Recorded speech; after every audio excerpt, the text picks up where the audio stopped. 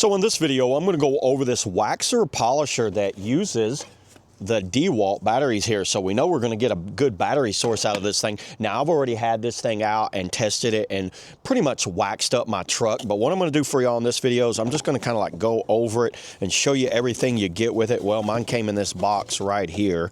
And there's not much specs on the outside of the box here, but there's a little small user manual right down in here. So it can go, you can use any 20-volt DEWALT battery with it. Electric current's 5 amp, and it is a speed from 2,500 to 5,000. They said it's up to 6,000 on the speed on this thing. And let me just show you everything you get with it.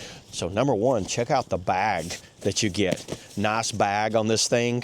The unzipping it, everything is contained in here. Here's the last thing I used, by the way. I'm going to show you this thing in action. So just looking over it, it kind of looks just like a DEWALT one. Has a good DEWALT look to it. Here's the pad I used. I've already used it polishing up my truck this morning. I was out polishing it up, using it, going down the sides, going all up and down. It was very easy. It worked extremely well, by the way.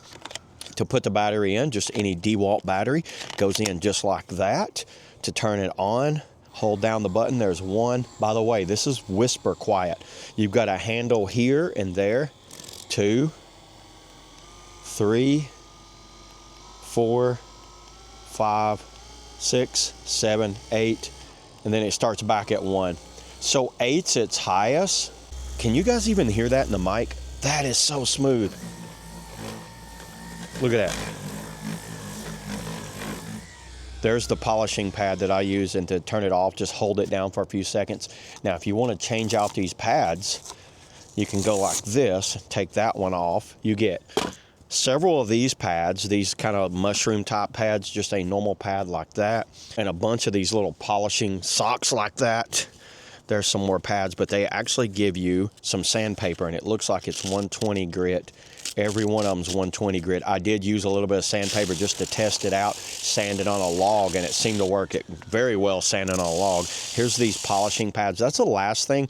Normally what I do, I go over it with this first, put the polish on there, and then I go back and then put this down and kind of clean it up. Little set of gloves. I think there's an apron in here. There's another one of these.